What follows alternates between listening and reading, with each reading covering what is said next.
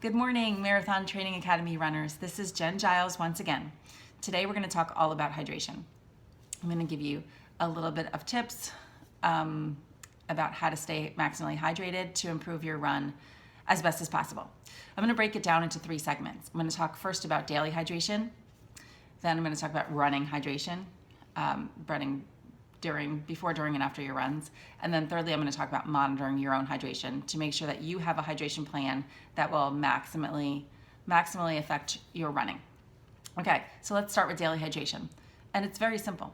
All you really have to do is know that you have to stay hydrated throughout the day, and then your runs will be better because you're consistently hydrated.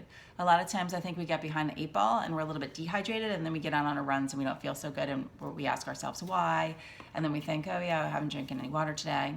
In fact, I didn't drink any water yesterday either. The good news is we're eating. So most of our foods are really high in water. So we're still getting enough water to say survive, but we're not getting enough water to maximize the power and the speed and the best feeling that we can get when we're out on our runs. And that's the goal of this. So let's just start with daily hydration needs and come up with some ideas about how to get that in. Some people, drinking water comes very easily to them, and that's awesome. And some people it's a little bit of a struggle. So there's some ways that we can make it a little bit easier. Okay, bottled water, super easy, right? We can carry it around with us. We can buy it anywhere. You can buy it at a gas station, grocery store. You can get it in vending machines. Water is available for us all over the place. You do not have to drink bottled water.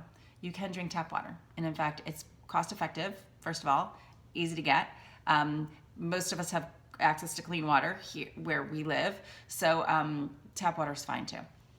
And I would even say invest in some good water bottles or some good thermal water containers, large ones, small ones. These are great. These are kind of new on the market in the last few years, but these keep water cold and or hot for a very long time. I seriously have kept this in my car on a hot summer's day with water and ice in it for 24 hours, and it was still freezing cold after 24 hours. So that's an important thing to keep in mind. Is if you have the right gear to carry your water in, you're going to drink it. If you leave your house without a water bottle or without a thermal water bottle or without water at all, you're not going to drink it. So that's the point. Carry it with you, bring it wherever you go. If you don't like the taste of water, and this is very common, if you like the taste of water, you're probably going to laugh at that, but there's many people out there that just don't like the taste of water and can't drink plain water. So we need to jazz it up a little bit, flavor it. So this is another one of my favorite little gadgets. It's a container. They make them in all different shapes and sizes, and what it is an insert. If I can get it off, is an insert, and you cut up fruit and you put the fruit inside. I have apples here right now, but you could do raspberries, lemons, limes, pineapples, peaches, any flavor that you like, mint leaves, any flavor, and it infuses it into the water. So you just pop this in your fridge, it makes it nice and cold, and the fruit infuses into the water, and it has a very nice subtle flavor of whatever it is you put in there. These are great. They also make them in really large containers with a little spout on the end, so you can keep it in your fridge for a long time.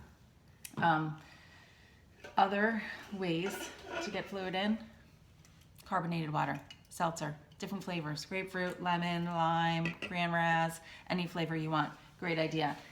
Also, you can make your own seltzer, right? I have this big fancy gadget, SodaStream, or there's many other brands out there now, but SodaStream you can make your own. Again, cost effective. It comes with a bottle, you fill it up with water, the carbonation is in here, and you're done. And again, it's a big bottle, so you could keep it in your fridge for a long time. So if you like a little bubbles and that helps you drink water and stay hydrated, because that's the goal, then that's a good thing to invest in. Another thing to keep in mind is that other fluids count towards your water. It doesn't have to be water, flavored water, or seltzer. It can be milk, mostly water, right? And you're getting some other nutrients while you're at it. Almond milk, if you don't like dairy or are lactose intolerant, almond milk, cashew milk, coconut milk, all good sources of water. In fact, they're 90% water. This is flax milk, so this is along the same lines as any nut milks, but it's a seed milk, flaxseed milk, and it has some omega-3s added in there, so you can kill 2 birds with 1 stone. Guess what? Coffee and tea are made with water. So if you don't like cold water, especially in the colder months, you could have some decaf tea, and that would count as your water, decaf coffee. Believe it or not, caffeinated tea and caffeinated coffee also hydrate you.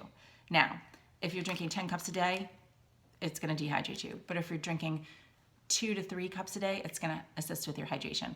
I always recommend chasing it or alternating a cup of coffee with a glass of water or another non-caffeine beverage. But different people are sensitive to caffeine in different ways. So if you find yourself really sensitive, or you find yourself feeling a little dehydrated because of your coffee intake, then you will feel that, and you will know that you need to offset it with fluids.